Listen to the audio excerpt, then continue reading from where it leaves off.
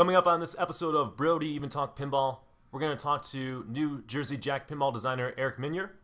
And we're going to recap Pinball Expo 2017 live here from Chicago. All that and more coming right up. Double super jackpot!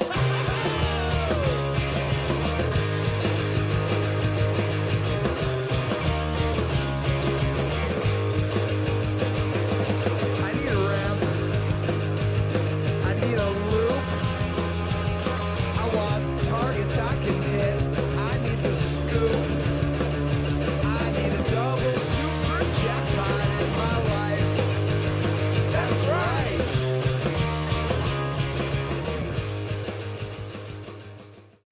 Ladies and gentlemen,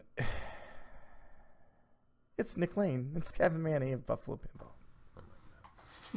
All right, what's going on, guys? We're at Pinball Expo 2017. This is pre-recorded, and if the mic quality sounds a little different, well, we've got a makeshift studio right now, so we can give you the latest updates, and also welcome our guest Eric Meunier. Welcome, man. Thank you. Eric, thanks for coming on the show. Congratulations on the launch of your first game. How does it feel to finally have it out in public?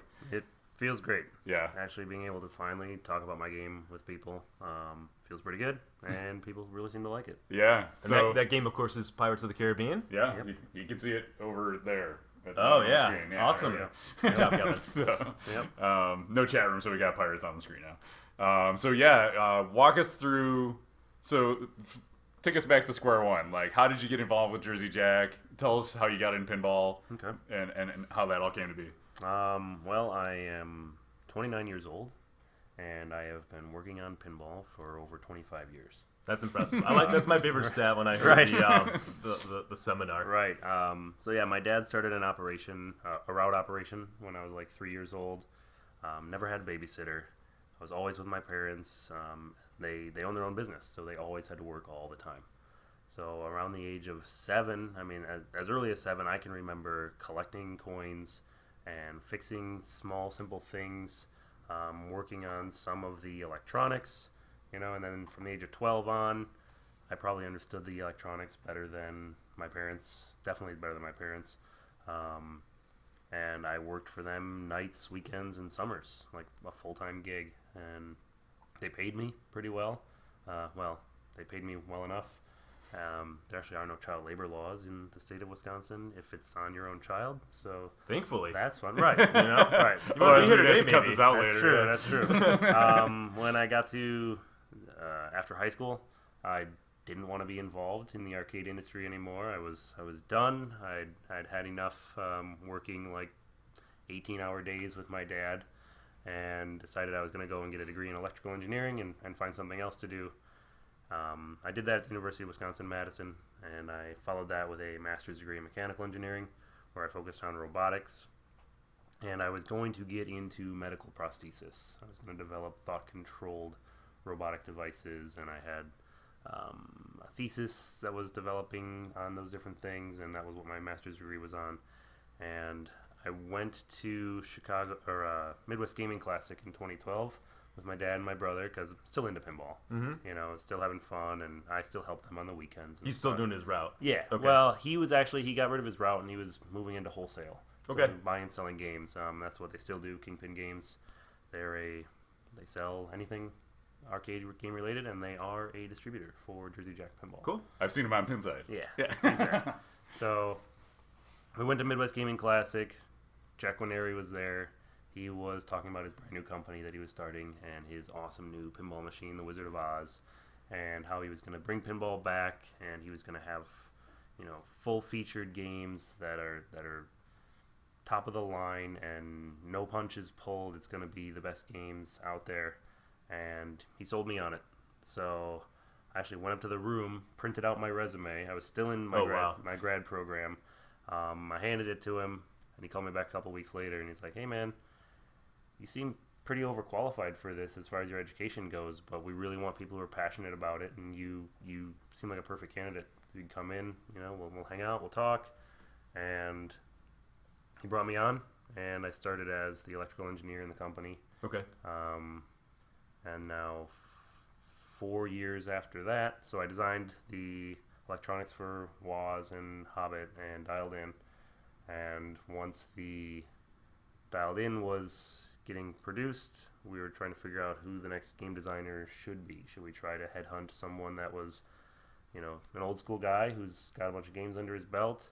And I suggested we bring some new blood to pinball, and convince people that I could do it. I've been on all different aspects of pinball. I'm a good player. I understand what route operators need. You know, I've worked on games at 10:30 at night, Friday night in a bar with no light, and what it takes to fix those things. And having been a member of the Jersey Jack family for 4 years, I've been in manufacturing, so I want to make a good game that's reliable, and I think I know how to do it.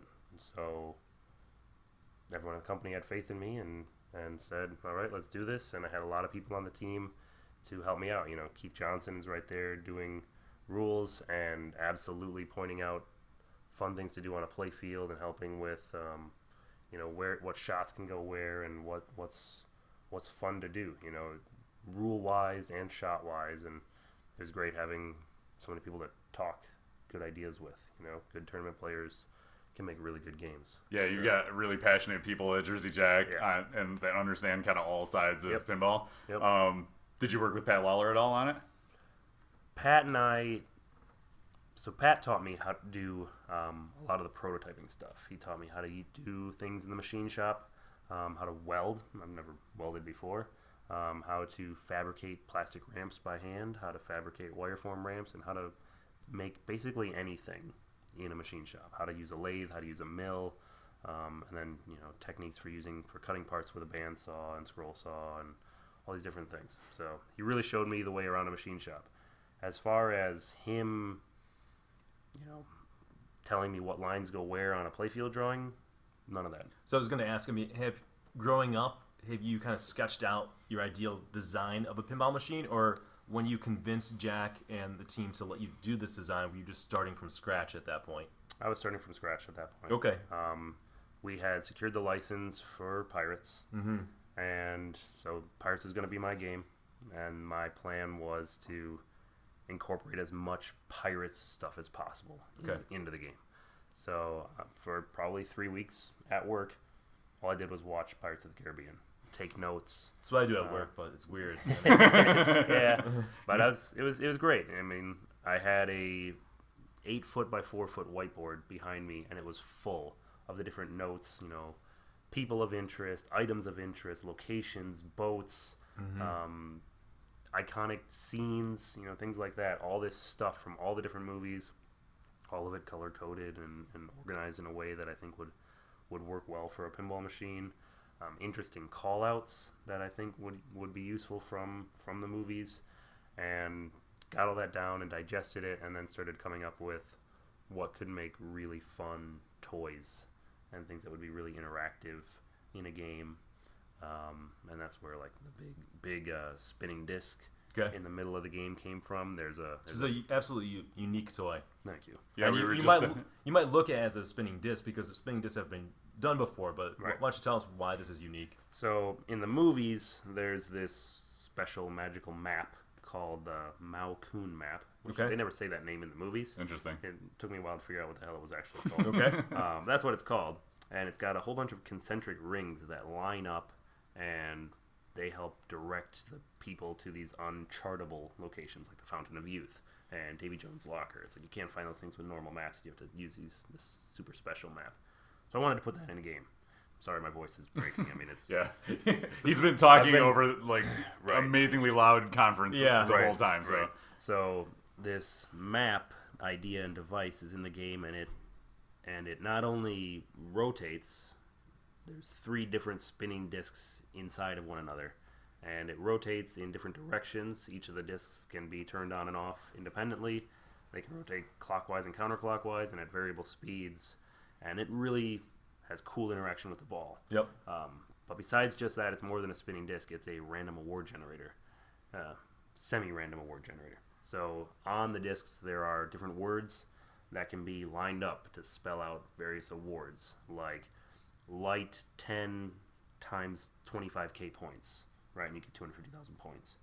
for lighting up that award, or light extra ball, or light multi-ball, or plunder opponent's character. You can. So we're gonna have some interaction. If you have a multiplayer game, you can be messing with other people, which I think will be really fun. Now in a tournament setting, we'll figure out the best way to do that if we want to do that. I mean, Keith and Joe Katz, another great tournament player, are programmers on the game. JT Harkey's another programmer on the game. They understand rules, and they're going to make it fun and balanced. Right. Fun and balanced. This is not like the Gottlieb steal the opponent's score, swap score, right? No. This is much more thought out by tournament players. Right. And I mean, again, we're all tournament. All the people that I mentioned are tournament players, and we're going to have fun. Make a well balanced game that plays well and doesn't screw people over because they know one strategy, and that's the only strategy that's in the game. We're gonna make it very well balanced. Okay. So one of the other features of the game is being able to select your character at the beginning. So there's 22 characters that you can choose from. You cannot choose the same character as someone else. So that's awesome. You got to have strategy going in. Yep. Most tournament players, don't want to be player one on a game for various reasons, right? You can steal balls later on if you're in an old school game, or you can see someone else's strategy, things like that. However, in this game, I think there will be a silver lining if you wind up being player one. So you get to pick the captain you want. No one else can take that from you. That's So cool. There are different unique abilities will really play into how the game is played. Awesome. Yeah, so let's kind of jump forward to Pinball Expo and kind of like the days and weeks leading into Expo.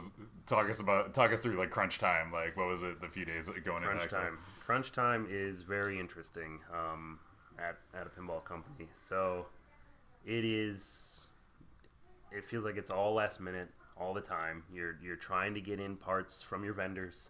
You're trying to get in, the last minute cable harnesses and the last minute parts, and there's always stuff that's late or missing or whatever the case may be.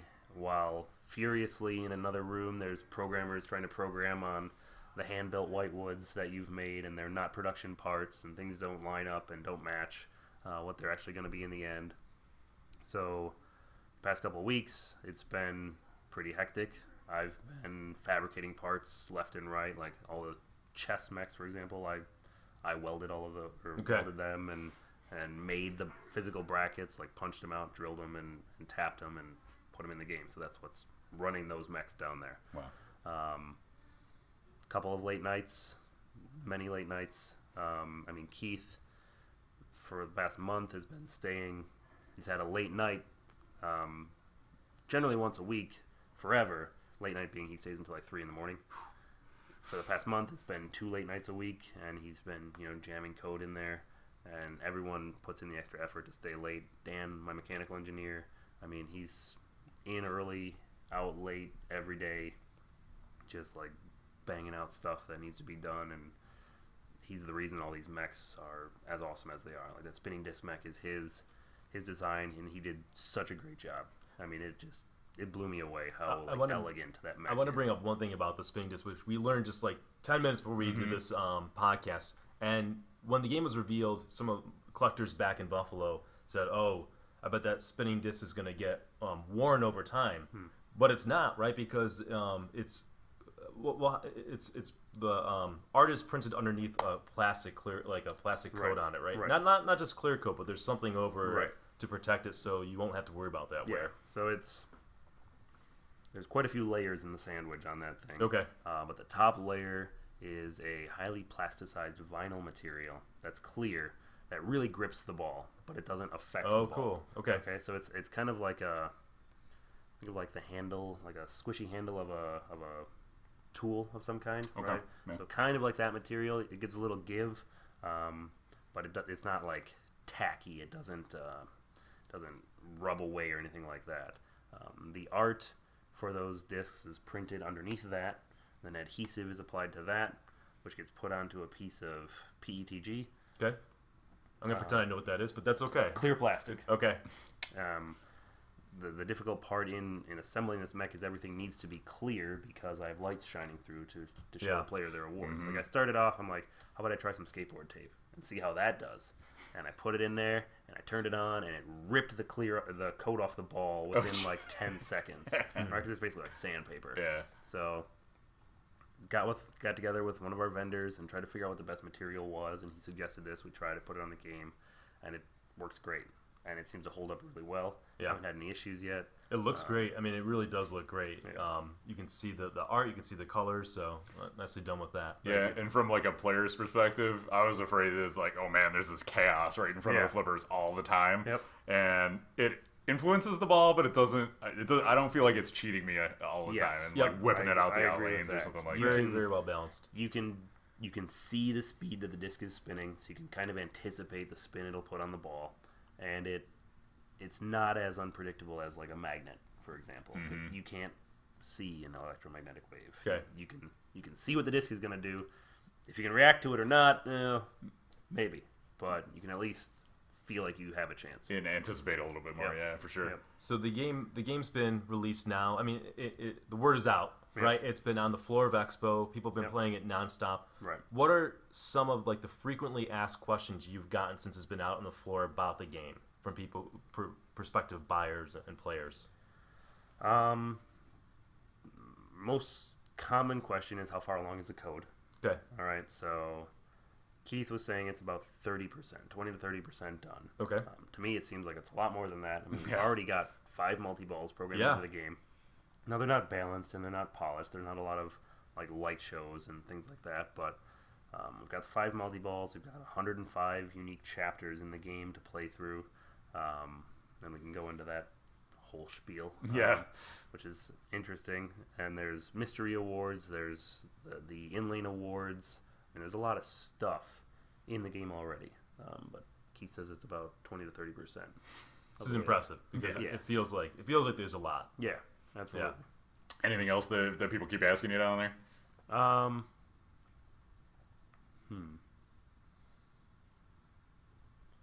I mean, people ask what the button does in the middle, right? There's a button in the middle of the lockdown bar. What is it used for? It's used for a couple different things.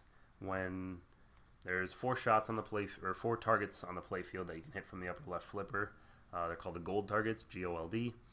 If you hit them, they throw a couple coins up onto the back box display, and you have to hit the action button as quick as you can to grab all of the coins. One hit on the button for each coin that gets up there. If you hit those coins after doing some combos and you smash into them, it throws up a whole bunch of coins, gold nuggets, gold bars, treasure chests full of gold. Yeah, that's cool. I was watching the screen. Once you told me about that, I was watching the screen. I see the gold coins popping up, and then trying to hit the button to collect it. It's fun. Like the TIE Fighter thing on Star Wars is pretty fun, and it's sort of the same idea, but not as frantic. It's more like if there's 3 coins on the screen, you hit it 3 times, you collect 3, right? Yep. Awesome. Yep. There's other ways to get gold onto the screen. I think in different chapters that you're playing through, if you collect characters, they'll drop some gold onto the screen as well. So there's a couple different ways to do it. The whole point of gold is to get to Tortuga. Okay. And go and cash in your loot and have some fun at the bar in Tortuga. So you start a multi-ball, and you get lots of jackpots, and the gold value you brought in. I mean, this is where we get into the deep end for us big pinball rules nerds. Yeah, which is people who listen to pinball podcasts. Yeah, exactly. This is them. So the amount of gold you bring in greatly affects your jackpots and all the pop bumpers. Each pop bumper you hit is worth the gold value you brought in. So there can be some more reward in doing more loops and bashing the gold and bringing, like 50 is the minimum. But if you bring in 250, you're getting 200 more points than the other guy who started at just 50 for every pop bumper hit. And it's a Jersey Jack game. We're keeping the score lower. No score inflation over here, and it's a fun risk reward system, and that's the way a lot of the software is set up. Awesome. I like the theme integration with the gold. Right, Yeah. it's perfectly integrated with the theme of pirates. Yep. Nicely done.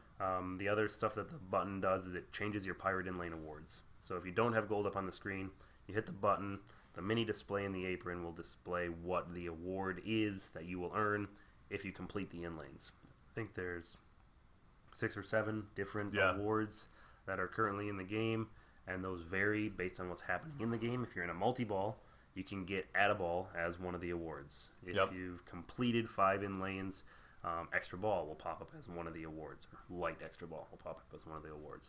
So it's useful to be able to hit the button, and once you've played the game, you start to understand what the colors mean. You don't necessarily have to read the mini display to know what they are. You know, I know purple is playfield multiplier, I know light blue is shot X multiplier, and yellow is gold, etc. So it's very useful. Now, about the screen, that's another question that gets asked pretty often. So there's a 4.3-inch LCD screen in the apron, right down below your flippers where you're looking most of the game. People ask what it does. It shows Captain Jack Sparrow's compass. So that compass from the movies always points at your heart's desire. So whatever you want most, that's what the compass is pointing at. So this compass, and again, this is going to be some way off in the woods, deep programming, and we've already had hours worth of discussion on what this thing should point at, but it will point at the best shot on the playfield. Okay. And how Which to is perfect for new players. I mean, Right. if you're just subbing up, you've got somebody coming over and playing it. You're a pinball nerd, but it's like, what do you shoot at? This will tell you at all times. There you go. Right.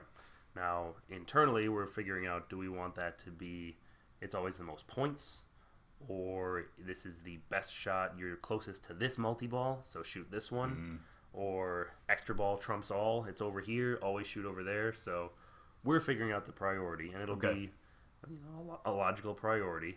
Now, it might not follow what your play style is, but from the discussions we have, this is what we think the best shot will be. So, And that's the first in pinball. yeah. Awesome. There's another first in pinball too. That's the tilt warnings on Yes. the out lane there. Yeah, Tell us about that. The right out lane. So at Jersey Jack, the game's default from the factory as tilt warnings per game. That's a setting you can change if you so choose. But again, having good tournament players programming these games understand how valuable a tilt warning is. A good player can save a ball with a tilt warning. Often, right?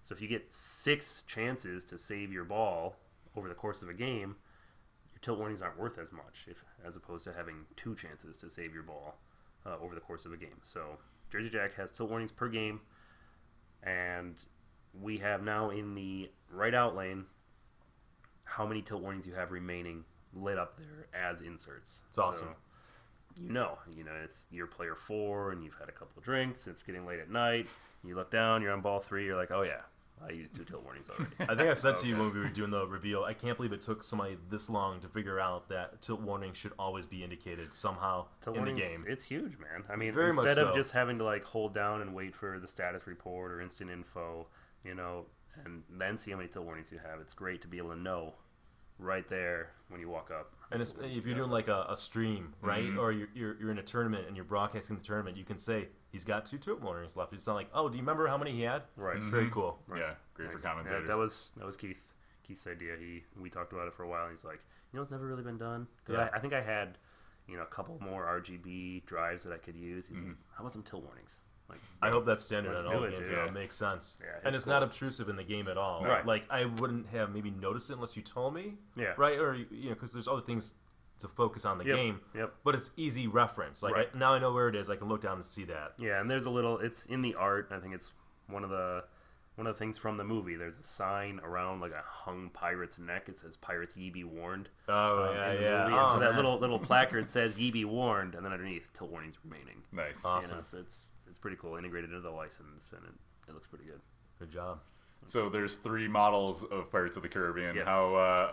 That's a question I keep seeing Yep. frequently. Like, Yes, talk us through definitely. the difference of the 3 models, pricing, features, etc. So 3 models: a standard, a limited, and a collector's.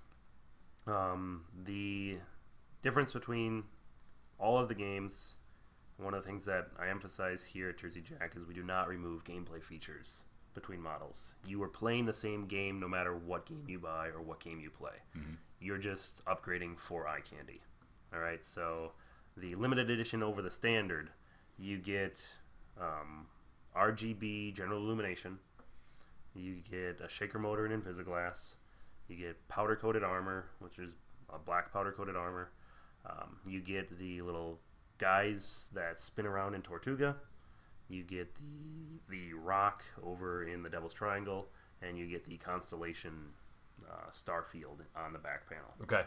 So again, all eye candy, nothing dramatic that affects the ball, nothing that affects the ball at all Yep. between those 2 models.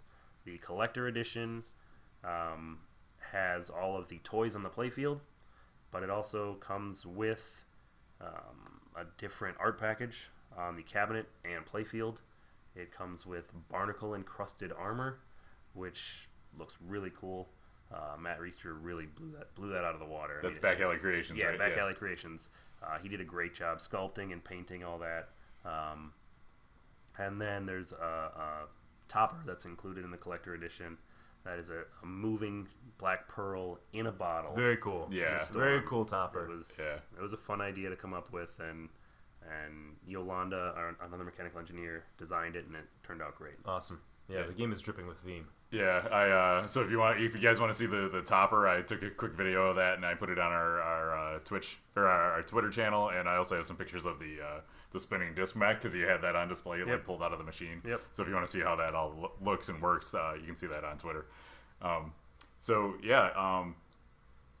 Let's before we wrap up, let's talk about the actual reveal. Yeah. Here at Expo, what was your how your mental state about getting up there and giving your presentation? It seemed like you had rehearsed your remarks. Not really. I mean, I put together the slideshow. Okay. Right. Well, actually, Joe Harbaugh, CEO, put together the base of the slideshow, and then I went in and tweaked it to what I wanted to talk about and how I wanted to talk about things. And I'm not nervous in front of people, especially pinball people. It's like I'm talking about something everyone here in the room is passionate about. I'm not trying to, sell my master's thesis to a group of advisors. That was nerve-wracking, right? Yeah. But this is like, I'm talking about something I love and I've been working on for a year, and it's fun, and we're going to have fun talking about it.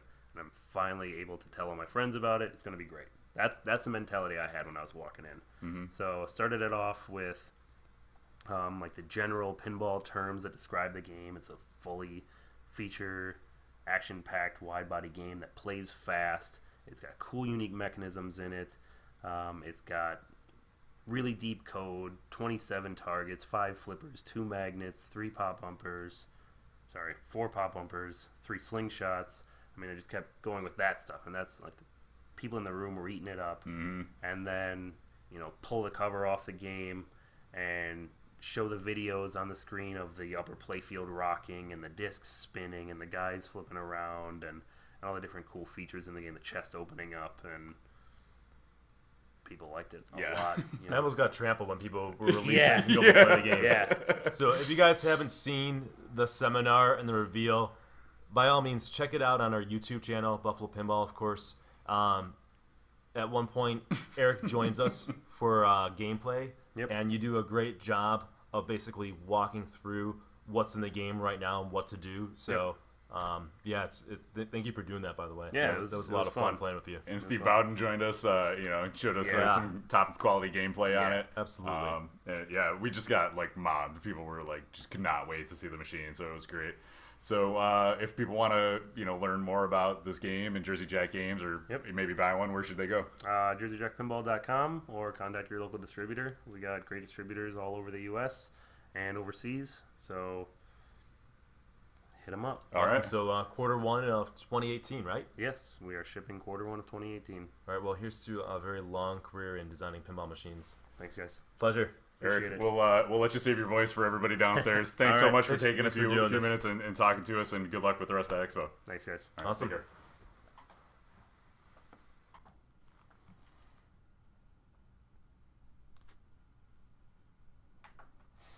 All right, we're back. It's Expo. It's Expo. It's Saturday. I should set the scene. So it's Saturday at Expo.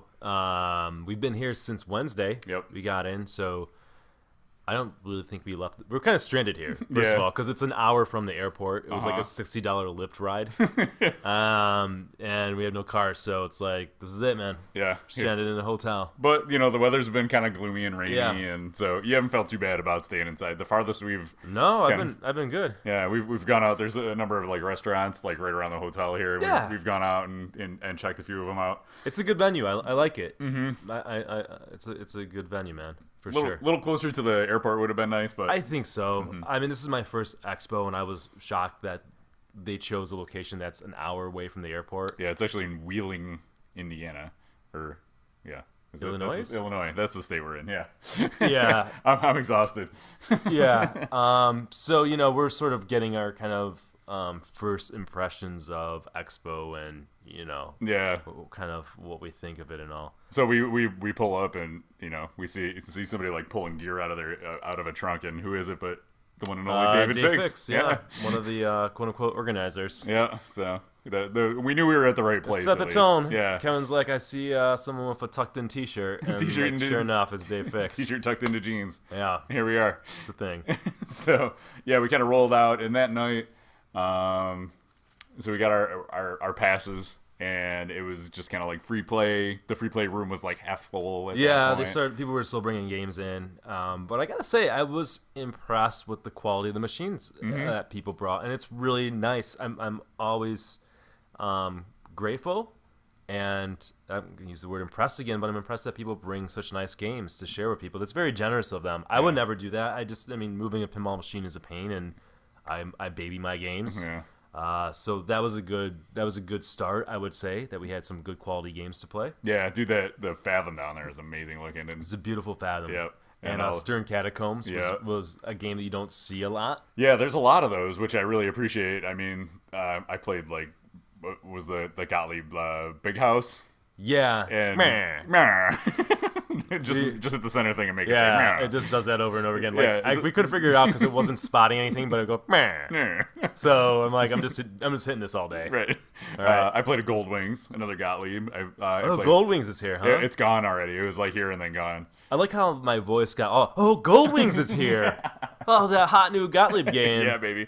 Speaking of Gottliebs, was keep the hit train rolling. Rock is also here. I didn't We like. played I that. played one ball and I walked away. Yeah, but I was spent by then too. Yeah, I went to bed it was after good. that. That's what I like as you get further on into this hobby. Like when I remember the first time I went to Papa, and I was like, I'm gonna play Medieval Madness, and I'm gonna play Addams Family, and I'm gonna play all the A-list games. Now it's like, what's the weirdest game here that I've never played, and that's what I seek out, and that's what I play. I also got some time on an old favorite roller game, so it's kind of fun to revisit games that used to be in the collection that I missed a little bit, and that was actually Roberts from Double Danger. He brought that. Oh, and cool. Ended up selling it, which was cool. So good for him. But yeah, the free play room is cool. We got to check out some of the new Color DMD releases that they just announced right before Expo. So Godzilla, and Star Trek. Yeah, Star Trek looks really good. Yes. By the way. Yeah, we were talking with the folks from Color DMD, and Randy was explaining just how ridiculously difficult that game was to colorize, and they actually started it like years ago. Yeah. And he said, people will start with these projects, and for like the first 10 hours, it's fun, and then after that, it's like I can't imagine. Yeah. I mean, Going through coloring all these dots, and this is a man who paints dolls. Yeah. Not dolls. Martha calls them dolls, which I start just saying that. Yeah. But minis from board games, people. All right, they're monsters. They're dolls. They're really cool. Nick Lane collects really dolls. cool. It takes a lot of talent. Damn it. Yeah. So, and there were also technical hurdles with that game. He was kind of explaining that. So, for example, there's like 3 guys are running across the screen, and depending on which pop bumper you hit, they fall down. Yeah, differently. So yeah. the game needs to the software, the Color DMD software needs to know like what state the game is in at every time. It's not just like coloring an animation like you would see in an older like Williams game. So. Translation is very difficult and Very time hard. consuming. So thankfully, there's patient and talented people in the hobby who have that kind of focus and do that. I mean, I don't know. I'm impressed. Yeah, it looks amazing, and we said to him, it's like, and everybody kind of agrees that that's the one mod everybody can agree on. All right, stop is plugging awesome. him too much. All right, he's not on the. All right, fine. He's not a sponsor. All Yeah. right, fine. Yeah. What else did we see? Here's somebody who is a sponsor. Well, let's go in order. Okay. If you're gonna get me jumbled out, because let's walk through our days. Okay. All right. Kevin's really excited. And that's I don't know good. where to start. I said before we started. I said, what are we going to talk about? He said, let's just keep it casual. But then I can't do Nick it. Lane's got I'm to too break it down intense. into- I'm walking through my mind. All right. So, was there anything else on Wednesday night? There was complimentary tired. dinner. Oh here. yeah, that's right. The That bumper wasn't too blast bad. buffet or whatever. Yeah. So kudos. That was good. Yeah. That was a nice thing. Yeah. Organizers, we appreciate that. I enjoy some free cobbler. So Thursday we got up and we had a powwow with Jersey Jack about figuring out Jersey Jack's team, I should say, how to set up the gear for the stream that we were doing that night. So we got that situated. So we did not have time to go to the Stern tour, Yeah. which, by the way, I learned that the Stern tour is $50? Mm-hmm. Dude, I'm sorry. That's ridiculous. Yep. Why would you pay $50 to tour a factory? I don't get it. Maybe 10. Yeah. But even pay for the transportation back and forth. Like yeah. you go for, I don't know, man. It's an expensive event because Yeah. Well, yeah. We should talk about that too. Expo ain't cheap. Yeah. I forget exactly what the costs are, but it's like. Oh, I thought you were. I was pulling gonna out pull a cigarette. I'm joking. Yeah. I don't smoke. Yeah, it's like $180 or something for like a full pass for all 3 It's like days. 200. Is it? I think so. It's expensive. And then man. there's like the banquet is extra if you want to go to that. We didn't do that. And it's tomorrow night or tonight? It's tonight. Is it? I think so. There's a cocktail reception tonight. Is that what it is? I guess. I don't know. What else is extra? I forget now. Well, I mean, so the Stern tour is extra. Well, so you got so you got to pay the hotel. Okay, I think the hotel rate was reasonable. It's like Yeah, 100 it some. wasn't bad. Yeah. But then like $200 for the whole expo, and then the Stern tour $50, man. I guess like there is costs for the school buses, right? I Yeah. get that, but I don't know, man. You think that would be built into the cost of the? I mean, to be fair, they had a Stern party and they were giving away like free beer and stuff. So you know, Yeah. I don't. It just seems like a lot. Like I would never pay $50. A ton of to tour people a go, factory. so They do, and they love it. And they go every year. I Yeah. can't imagine. So I mean, we got the Jersey Jack tour for free. So Got to see the micros. Well, JJP does an open house that's free and Yeah. gives away pizza and food. So, all right. anyways, I'm just saying how it is. I mean, I'm they're a just sponsor, saying- but it's true. It's true. I would say this anyway. Yeah, like yeah. you try to talk about the customer experience, right? And I'm a customer of Jersey Jack and Stern and whoever else puts out a great pinball machine. I've spent more money on Stern than Jersey Jack. Okay, that's evident. I'm just saying that's part of the experience, Yeah, right? you're in town. Get these super fans hyped up. You know, build some goodwill. But I know again in Stern's defense, they'll like, I guess if you call up the factory and you're in town, they'll give you a tour. Yeah. They're cool about that, and they're not charging you. So. Yeah, and in a way, like it's probably good that they limit the number of people that go because otherwise, probably everybody would just go and it would get ridiculous. But I was talking to Ron Hallett, and he said, you know, Steve Ritchie took him on a tour of the headquarters. So that's kind of awesome, you know what I mean? And you get to hear right from one of the designers and, you know, these people who make these awesome games that we love. Yeah. And have a little interaction with them. So that's cool. So that was the morning, and then the tournament started at, I think, 10 a.m. Well, I shouldn't say this in the morning, because tournament started at 10 a.m. Yeah. on Thursday. Yeah. And it was run by Trent Augustine. And I like the way he is doing this tournament. It's an herb style. That means you guys are tournament players. Basically, there were all a bunch of Stern games. There's 9 of them. Yeah, 9 of them. Yeah. And you pay $75 and you get 12 attempts. And you got to play at least 6 of them. I like the limited entry format. I mean, we don't Yeah, run the it was- Buffalo Pinball Open because we got to build the pot up necessarily. But, you know, you can't just buy your way to victory, right? Everyone gets 12 attempts and that's it. Yep. So it keeps it fair in my book. Yeah, and there's also the difference between ours and here. It's like there's a limited time to qualify. And Yeah, then, no doubt. Like we have like 2 full days, and if you come to town, you want to be able to play as much as you want Yeah. while you're here. So Yeah. That's another reason why we kind of structure it a little differently. But, Yeah. But here, the limited herb, limited entries makes sense. I like the way that went. I kind of wish they used the digital queuing in the Never Drain software. That's one area I would recommend a little improvement. But Yeah, I agree. I mean, it's there, you might as well use it. But on the games that Trent was brought in for the tournament, and they all were working great. Like he had the tilt settings and all that stuff, which is important. I mean, well, Trent knows what he's doing. This is not it shouldn't be mind blowing to anybody, but just a shout out for running a great tournament, which is still going on. Yep. I just got eliminated about an hour ago. Yeah, I was a few rounds before you, but the good news is we both qualified in A, which is awesome. Yeah. And listen, I mean, there's about like 99 people who entered the tournament, and you know, people are flown in for this. So it's with some of the best players in the world. Yeah, and it's a really unique format. I don't think anybody else runs a format like this where it's this like massive bracket. Yeah. And you don't even have to qualify. It sounds like a nightmare, but I God would bless not him for want to doing manage it. Yeah. And so if you qualify, you can like earn yourself higher into the rankings for playoffs. You get like a bunch of buys. But if you don't, it's based on your IFPA rank. So what seed were you at? I was 36. 36 out of 40. Okay, so Kev qualified 36 out of 40. So that put him in A. The people who didn't make it into A, they played Friday morning, like started at 9 a.m. And like I guess if you won that, you get to go into the A division. Yeah, that was Zach Parks. He's the one who won the A division. Congrats, Zach. He was still going. I think last I was checked. No, he got knocked out by Escher, I think. Oh, the kid Yeah, versus kid. yeah. So that meant that Kevin and I didn't have to play on Friday. We'll get to Friday, but I'll just mention. So on Saturday, the way the tournament worked, you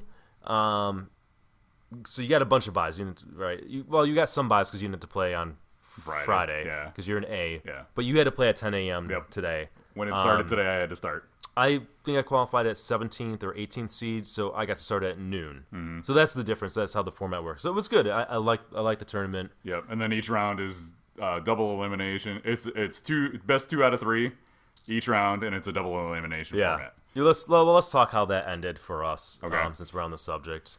Go ahead, Kev. Yeah, so we got up and we had breakfast, and I was just like, eating away. And Nick's like, you got 4 minutes until Expensive hotel breakfast. until it's time to go. And I was like, Yeah. oh crap, I better get out. Yeah. And then I went out, and my head was just not in it yet. I had a headache, and I was like, I only had like half a cup of coffee, and it was early, and we've been, it's been a hectic week. But I lost my first round. It was just I did not do well. So I moved into the loser's side. And then we played. I had choice of games, so I picked Mustang and lost. Then, it was like do or die for me. I was like, let's play Avengers.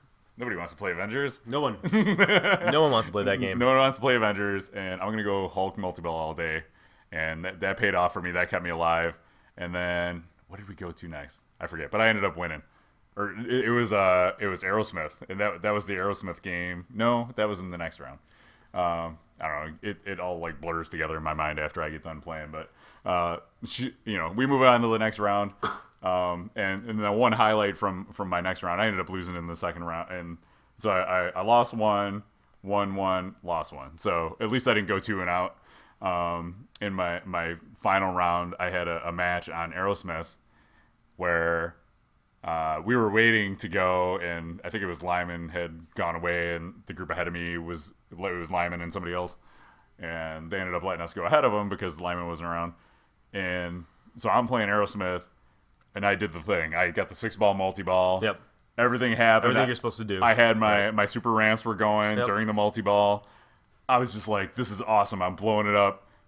And the game just like... This is a stupid spike system, man. It reset on shut Kevin. off in the middle of the game. Yeah. And it doesn't preserve any of the scores. This is what I've heard about. I was just reading on Pinside. Yeah. That's an issue with spike games. Yeah, and I got screwed on I it. typically keep my cool during tournaments, and I was You could have thrown a chair at that point. I was I know you were legit pissed off. Yeah. That sucks, man. Yeah. I mean, it's pinball. Stuff goes bad, like mechanical nature, but it's just a stupid thing to happen. That's like if a ball gets stuck or hung up, whatever. It's mechanical. Right. That's a serious issue with the system. The game crashing. Yeah. You know? Oh, sorry. And so we call over Trent, and he goes, "Yeah, you just got to play it again." That sucks, man. So I had to play the game again, and first 2 balls I did nothing. And third ball, I got the multi-ball going, and I had super ramps going, and I just squeaked out a win. And, like, if I had lost the tournament on that game, I would have. Thank God. I mean, it's lost cool my that mind. you kept your composure. Yeah. So yeah, dude. Yeah, and we took it to Spider-Man, and I lost by a little bit on that. So then I was out. But did you get money? Were you in the top 32? I don't know. I have to look. You should look. Figure that out. Yeah. I just want my money back. I know. Not that it's not worth it or fun, but yeah, it's always nice to get your entry money back. For Yeah, sure. seriously. Yeah, get in the money. And Always be in the bought money. some magic pinball points, That's right? right. That's what it's all about. It's evidenced by my shirt. Only here for the TGP. Should have sold more of those. I was playing angry during the Yeah, you Aerosmith did. You were game, angry. I was pretty composed. You noticed that? Yeah, you were. I think when I put I started wearing earplugs a lot more, and that helps me not to get overwhelmed and like fatigued by like just sensory overload. Yeah. Right. I mean, the pinball is sensory overload to begin with, but then you have the clacking and people like it's just too much. Yeah.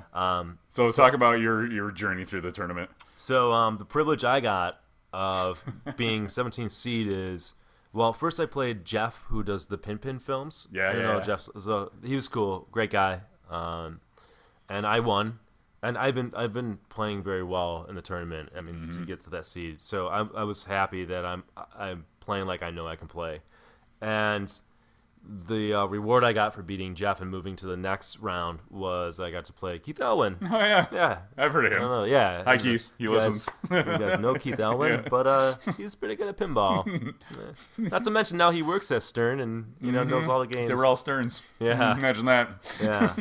So how'd that go? Well, I mean, first of all, I consider myself sort of in bonus territory because, man, I never got to play against Keith in like a Pittsburgh or anything like even like in the early rounds, right? Where it could happen. So just to get to that point in my pinball career, it was an honor. Mm-hmm. I mean, how in what call it sport, whatever you want to call it, but how often you get to play against the best person in the world. Mm-hmm. So that's my one of my best memories from Expo.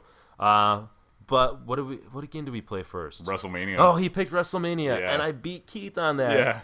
Yeah. So you wanted to go first, right? I go first. That's my strategy, man. Shut up, Nick. Don't edit that, Kevin. That's not getting edited.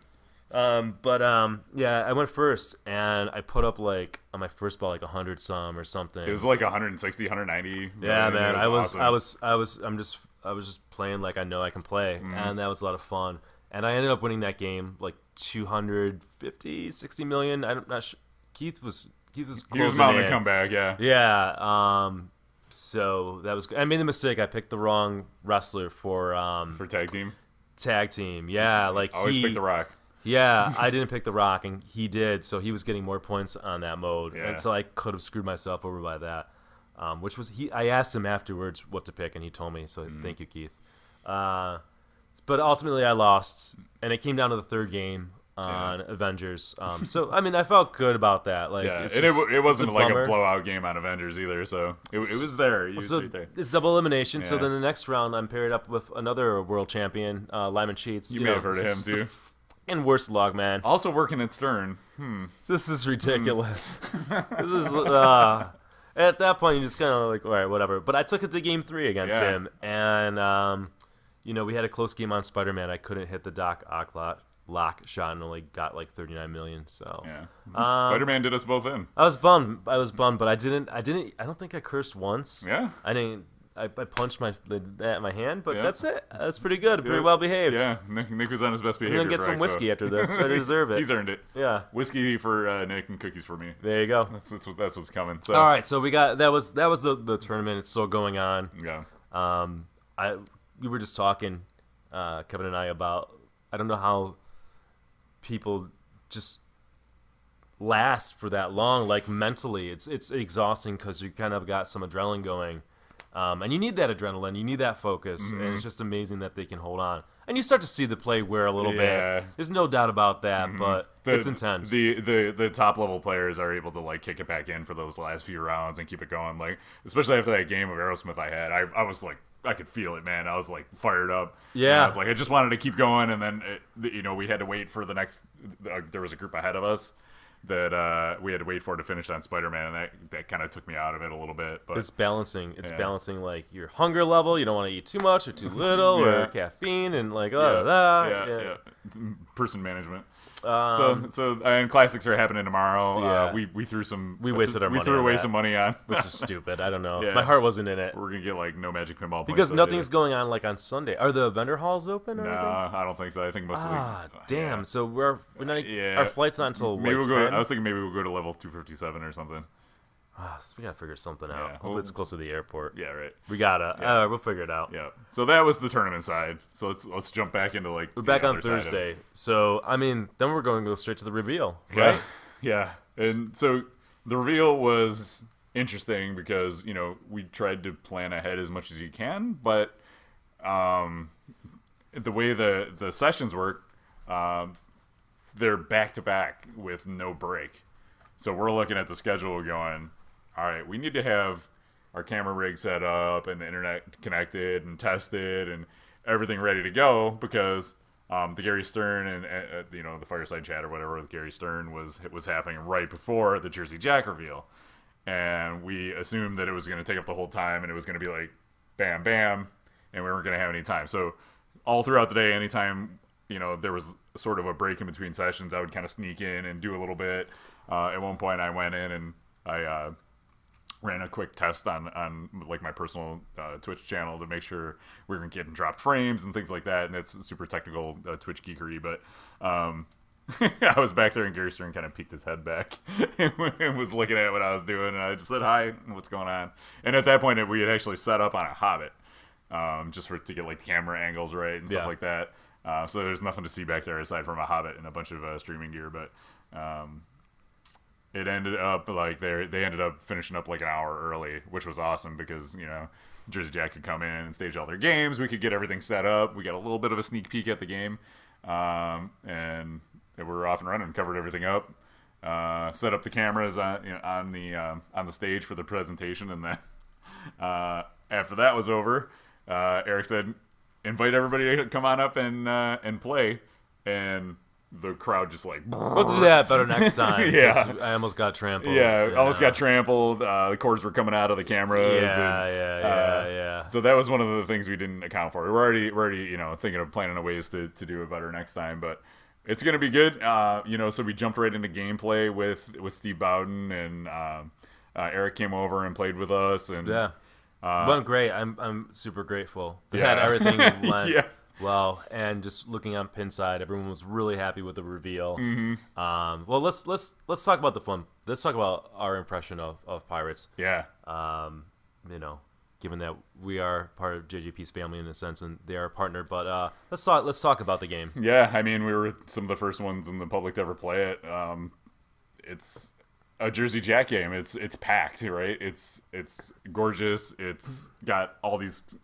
I just keep thinking about the ship in the back that rocks back and forth. It's so high quality. And you look at it from the side, where it could just be like printed on art, but it's all sculpted. Yeah, and it's got these little torches in it that flicker. It's incredibly beautiful. Yeah, it's incredibly the way it high moves quality. Looks like it's a ship in the ocean, and and then you lock it in the shot in the back, and it fires a cannon across in this other like fully sculpted boat in the back. And is this now the most beautiful pinball machine? I think so. I think so. Yeah. I mean, I can't think of another one that's more beautiful than this in just terms of quality and everything. Yeah, it's amazing. There might be a nice, listen, I think there's nicer playfield art, but as a package with the sculpts and the way it came together, it's just unbelievable. Yeah. Unbelievable quality.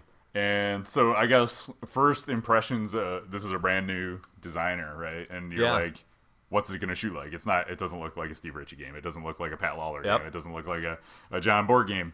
It's a new designer. So I don't know. The first thing that kind of just jumped out at me was the repeatable loop shot up Very top. cool. And how, very satisfying. I was like, oh, this might be kind of clunky and weird to hit, but it's just like bam, bam, bam, Sputter bam, bam. You just, and there's like a couple different shots up there, but that loop is the one you just like. Very fun. It's just like, it's fun. Very fun. Very fast. Very fast. It's got unique things that, like I talked about with Alien, like I like games that do unique and surprising things, and like the hole underneath the upper flipper. Yeah. So if you have the flipper up and it hits the upper flipper, it's gonna drop into a hole and go into a subway. You might not even notice that. And you're like, whoa, yeah, I didn't even know it was there until it happened. There's like 6 different diverters on the game. Yeah. So the game is just moving shots all the time, which is just unbelievable. What else? The treasure chest. Very, again, high quality, molded toy that opens up, very satisfying, hitting it up that straight up the shot and like locking it in the treasure chest. Yeah, so there's stand-up targets on either side of the chest. Think of Whitewater. Yeah. Or X-Men. Yeah. So you hit the stand-up targets on either side to qualify the lock, and then there must be a diverter or like a little up kicker or something that you can't see it when you're playing it. Super satisfying. You shoot it in there and it like does a little loop right into the chest and locks it. Yep. It's almost like I was thinking Waterworld, where you hit the D's, sort of like in a small scale, but you hit it up there, it loops up there, and gets locked in. What else has? I'm just trying to think. There's a game that has that little like it's far away and it loops around.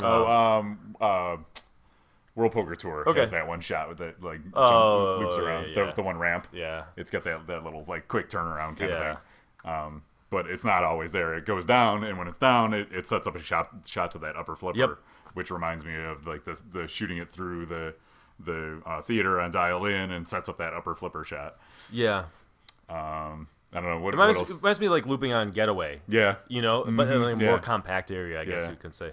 Well, first of all, I just want to say, as you guys know, I'm not a wide body fan. The best thing I can say about this, if you're like me, it doesn't feel like a wide body. It's incredibly fast. Yeah. Maybe just it's fast. Period. It's incredibly fast for a wide body. It's, in my opinion, what a wide body should be. It's not a wide body for the sake of I'm going to make a wide body. It's a wide body because it makes sense, and there's no way you can make that game in a standard box, right? I don't know. I was just blown away by it, and someone had messaged me the day after, and they're like, "Yeah, I can tell you loved it because I'm watching the video, and I can just see like the look on your face." Yeah. You know, that's the first time we saw and we got to play the game. So what you're seeing in that video is our genuine reaction to it. Yeah. And thank God it's a good game. Yeah. Right? I You know, know, man, we you were don't want just like, ugh. You know, but it's amazing, man. Yeah. It's really good. The ship is cool. How it teeters back and forth again. Something new in pinball. The spinning disc. Yeah, It's not all totally implemented yet. I mean, just the ship moving back and forth and then locking it and then firing from one ship to the next. Yeah. The ball, like, it's just so cool, man. It's so cool theme integration. I remember when we got the little sneak peek at it before the reveal, and you looked at that ramp, and the ramp on the right, it's like, you're like, well, wow, that's really steep. Is that makeable? And he's like, yeah, don't worry about it. And I remember I watched back my first ball on the game, and I went left ramp into that little. It's got the little whirlpool thing. It came around, and I just like cranked it up at the right ramp. And when you shoot it up the right ramp, there's two spinners on the top. It goes through one of the spinners, and there's like a little turnaround, and it's just like butter smooth, and it's just all set up perfect. Yeah. And then you can trap it up there and like backhand it into the cannon to shoot it across. It's so good. The display looks great. I guess like they hired somebody who was in the movies. Like he's like a sidekick kind of guy. I don't watch. I watched like the first movie like God knows how long ago when it was in theaters. But you're not. I don't think you're gonna hear Johnny Depp's voice or anything like that or see screenshots of him.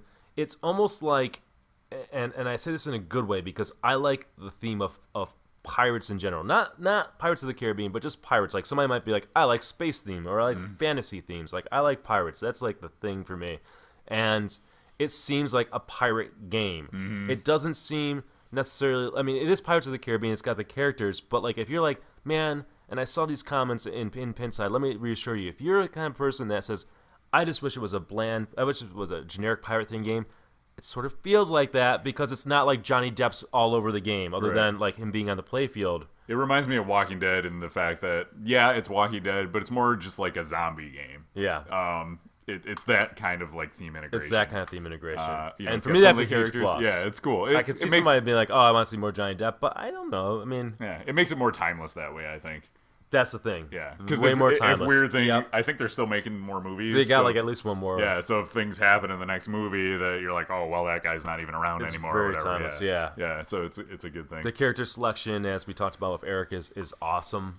Just in different ways you can play the game in combination. So if you're a collector, and this is obviously geared, I would say, more towards the collector market, operators as well, but it's got longevity to it, and it's got interesting things from a competitive player's perspective, as again Eric mentioned. So I think this game is an absolute home run.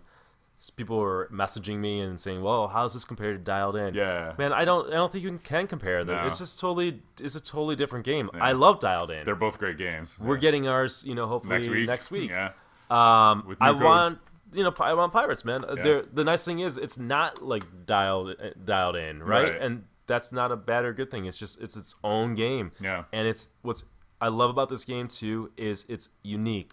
All the shots feel unique. This is a different designer. This is interesting. There's new things on the game. There's not just one new toy. There's several new toys. There's new rules like that. They're still thinking up. The shots are different. The shots are thought out. I love that. I mean, this is the most excited I've been for a pinball machine since being in the hobby. Yeah, it's super fun. I'll walk around the hall and I'll be like, time to go play Pirates again. I woke up the next day after the reveal and I went and played Pirates. Yep. And I keep on playing Pirates. I don't know, man. This is a lot. Yeah. And I have been harping on Aerosmith. I'm not getting Aerosmith anymore, so I'm going to try to set my sights on this game. Awesome. Yeah. We'll see. We'll see. But yeah, more to come. Hopefully we'll be able to show off some more of it on the stream for you guys too. Yeah. All right, so let's move beyond Pirates and into some of the other aspects of Expo. So what else? So we're on Friday. So that was Thursday night. Thursday night. So Friday was like consumed with the tournament. No, we didn't end up doing tournament at all. Oh, we didn't. Because that we was both yesterday. qualified I'm losing into A. track of Yeah, time. It all starts to blend together. But because we both qualified into A, we got the day off from the Oh tournament yeah. yesterday. So we got to meet the folks from Straight Down the Middle. Zach and Greg, Which what's up? they're great guys. Please, by all means, check out their stuff that they do Straight Down the Middle. They Find have it on a YouTube. Twitch channel, SDTM Pinball, or just search for Straight Down the Middle on YouTube. That's their kind of their bread and butter there. So we did a battle against them. Yeah, it was super fun. We went over to our partners booth, Stadium Light, Pin Stadium. Pin Stadium, and Scott from there first we did an overview of his lighting kit, which is awesome. The Pin Stadium lighting kit is very impressive. I like the fact that it integrates with the game. So if the game is supposed to go dark in the GI, it will shut the Pin Stadium lights off. Yeah. That's cool. And it has the app that he designed for it is just brilliant. It's like I have Philips Hue in my basement, so I can control like all the different color lighting. Think that so if you're familiar with that, you can just really customize the colors in it. Not to just do an ad for it, but check that out. Check out that video if you guys are interested in that, because I think it's a great solution for especially darker games, but any game. Yeah. I think the problem is once you get it for one game, you're going to want it for all of them. Yeah. Get your wallets out. Yeah, as it looks Steve awesome. Bowden would say. So we battled them. I won't reveal who won. It was a good battle, though. It was a good battle. It came down to the last game, so you guys can check that out on our YouTube channel as well. Yep. Thanks again to those guys for joining us. We're glad to have them on the stream. Super great guys. Definitely check out their stuff. Yeah. Okay. What else, Kev? What else did we do? Oh, we got to play TNA finally. Total Nuclear Annihilation. I can see why I've heard nothing but good things about this game. Yeah. The music, of course, we're beating a dead horse here, but the music is amazing. I think it ups the bar, and it just goes to show how important music is in a pinball machine. And that's not to take away from the rest of the machine. Yeah. The game looks like quality. So it looks better in person than even in the pictures. It looks great. Yeah. Light show is amazing. Yeah, good theme integration. It's a cohesive package, right? Yeah. And this is a simple game in many ways. There's no ramps or anything like that. There's no toy to speak of other than the Denisi lock, which is very innovative and satisfying to hit. I like the game. It's a $6,000 game. I don't think it's going to find its way in my game room just because I think it's kind of expensive for what it is. Yeah. And I worry about longevity in terms of being like a single player game. Yeah. But like playing with like buddies or in a tournament, very fun. Yeah, there may be more to it, but from a first brush perspective, it seems kind of linear. The linear thing is what gets me Yeah, too. like Same game syndrome. How many reactors can I get through every time? Yeah. And you got to kind of climb the ladder. Maybe there's more. Maybe there's more coming. Who knows? That's what it wants to be. Yeah, it's doing its like thing. you can't. It's like faulting it for what its strength is almost. Right, right, I know. But that's just what the game is. Yeah. So it's again at that price point, it's not something that I'm going to target. But I really liked it, Yeah. and I'm very positive towards that game. Yeah. So I encourage you guys to check it out. Yep, definitely. It's one of those games I feel it's going to kind of be like Dialed In, where it's got a much better like kind of initial reaction than Dialed In got. Yeah. But once more people get their hands on it and it gets out there, more people are gonna find out just how cool it is. I want to play more, but I want to play like against you. Right. Whereas I don't say that about every game. Like it's always more fun to compete, right? But like I'll go up and walk up and play Aerosmith or another game by myself. But that game I feel like shines more in a competitive setting. Yeah, I think so too. And it's Especially just because there's lock stealing too, right? Yeah, that's fun. Yeah, so that's You don't want to that's do what- that. Like yeah. I set somebody up with a multi-ball and I was like, Yeah, that's game over, man. yeah, it's still fun. So that was over in the Double Danger booth. Other than that, we just kind of like hung out, walked around, met people, played pinball. Right? Yeah, it's fun. I'm happy I came out to Expo. I don't think it's going to be an every year thing for me unless we do the reveal every year, which would be awesome. I'd be down with that. So I would definitely do that. Yes. But I want to spread the pinball wealth around in terms of going to different shows and trying different things. So overall, it's been a great time. I'm happy I came out. Yeah. Happy to be a part of the reveal. Very honored. Yes. Thank you again to Jersey Jack for letting us be a part of that. Who knew when I just downloaded a pinball app that this will all lead to this, or we became friends. I know and we all were that. sitting there, and we're kind of in the front of the room for the reveal, and I just look over to Nick. I was like, "This is crazy. This is awesome. This is pretty crazy. Yeah, man. So pretty exciting. Thank Exciting you for stuff. everybody. We got a great community. Our mods, by the way, give a shout out to them. Thank you guys.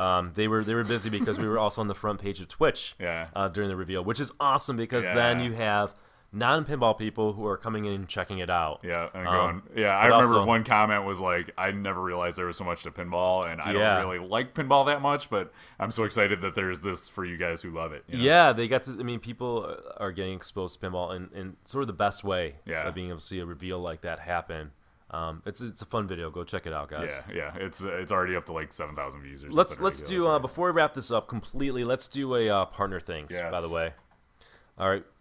Thank you. First of all, before I even get to the partners, thank you Patreon. Thank you for our Twitch subscribers. Thank you to people who give us bits during the stream. Thank you to people who just outright give us money through donations, which you can, by the way, through buffalopinball@gmail.com.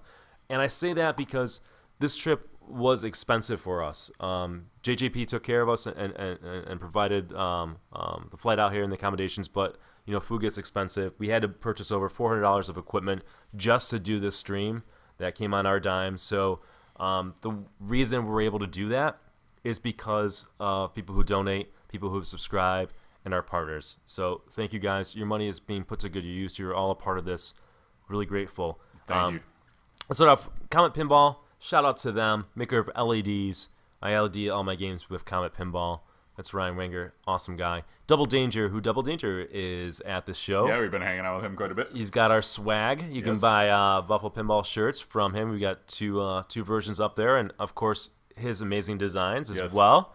Buy everything. Yeah. We're DDPinball.com. talking hoodies, so Yeah. we're continuing that conversation. So, by the way, if you guys want hoodies, message us and let us know. But we're trying to get an idea of how many we can sell.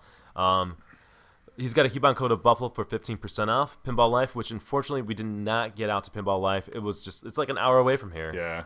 And we don't have travel. We don't have ways to drive. It was going to be like $100. It'd be a lift $100 ride. lift over that, so we Yeah. just couldn't do that. And timing wise, it just didn't work out. PinballLife.com for pinball parts, mods, and all that good stuff. Terry's a great guy. Hope to meet you one day, Terry. Jersey Jack, man. What more can I say about yes. the most? They make the most beautiful pinball machines in the world. Yeah, and can I just say, just like Crushing it. totally awesome people. That's why I love working with these people. Kevin and I say this to ourselves all the time. This is a great team. I'm happy I got to chat with Joe Katz. Yep. Such a good guy. I mean, I can't single out Joe everybody. Harbor, everybody. Yeah, man. It's They're nice. just such a pleasure to work with. Totally passionate about pinball, understand the collector market and the operator care. market. They care. And they want to put out a great product, and they're doing it. And They're artists, man. They yeah. definitely care. I can be more honored to be a part of it. Titan Pinball. Titan makes silicone rings to replace the rubber rings in your pinball machines in a variety of colors. Use coupon code Buffalo for 10% off. Community Beer Works, our local beer pusher. He helps me get through some rough nights of raging out. Yeah, that's why they make Rage Tilt. That's right. They make Rage Still. Inspired by Nick Lane. Yes. I love that. I love that. CommunityBeerWorks.com. Check them out. Pin Stadium, our new friend. Check out the video of Pin Stadium to see for yourself why it's such a great product. Use coupon code Buffalo for 10% off. The thing I'll say about the Pin Stadium, people kept coming in during that stream, and they were like convinced that it was an Attack from Mars remake because of how well lit it was. Yeah, and we had to keep yeah. telling them, no, this is an original Attack from Mars. And people were like, well, it was so well lit that I assumed it was a new one. But And Scott's a great guy. yeah, and Scott's awesome. Very, very cool guy. Pinball Arcade. Pinball Arcade? Yeah, pinballarcade.com. Check them out. Virtual recreations of real pinball machines for all your electronic devices. You can play it on your watch, on your electronic night clock. What else? You can play it on. You're running out of things. You're Come on, running come out of on. things. You can play it on your DVD player, right? I don't know. Television. Pinballarcade.com. They play on your VCR that comes with it. Only Yeah. if it's Betamax. Yeah. And then our friend, Tilt Cycle. Dan Burfield. gentleman and scholar Dan Burfield, Yes. tiltcycle.com, makes the best pinball art there is out there. It's such a unique thing to have. You can have something that nobody else has Yeah. through Tilt Cycle. That's what's so damn cool about it. He's got a very generous coupon code of 20% off when you type in Buffalo. Notice again, our folks who do have coupon codes, it's Buffalo. It is. There you go. Keep it simple. Yeah, keep it simple. I like that. All right, so that's it for me, man. Yeah. I still have enough energy to enjoy the rest of the night. Yeah, I think we're going to get out of here and go play some more pinball. In the play more meantime, be pinball. sure to, if you got any questions, we didn't have any Q&A this time because it was an impromptu kind of thing from Expo, but always feel free to send us an email at talkpinball@gmail.com. Yeah. We'll share your thoughts and feedback on the show. You can follow us on Twitter, YouTube, Twitch, Facebook, Steam, Yeah. Instagram, all Buffalo Pinball. And thanks to everybody who came up to us at Expo and said hi. I love that. Yeah. I really it's one of the nicest thing people can do is just say I listen to your show and you guys are thank you. Yeah. That's the fuel, right? Yes. You know, like that's fuel to keep us going. Yeah, So and thank you when guys. I'm in line getting coffee, and then Keith Elwin comes in behind me, and I say thank you for my coffee, and he goes, I recognize that voice. I was like, There you go. all right, it's pretty cool. So yeah, thanks for watching, thanks for tuning in, and be sure to check out all the rest of our streamers. If you're watching or listening, we stream 5 days a week on Twitch. You can see Real Pinball Monday at 8 p.m., Tuesday at 8 p.m., Wednesday at 9 a.m., Thursday at 8 p.m., and Saturday at 8 p.m., all Eastern time. Do your local conversion to your own local time or watch after the fact. Awesome. All right, Thanks, guys. guys. Have a good one.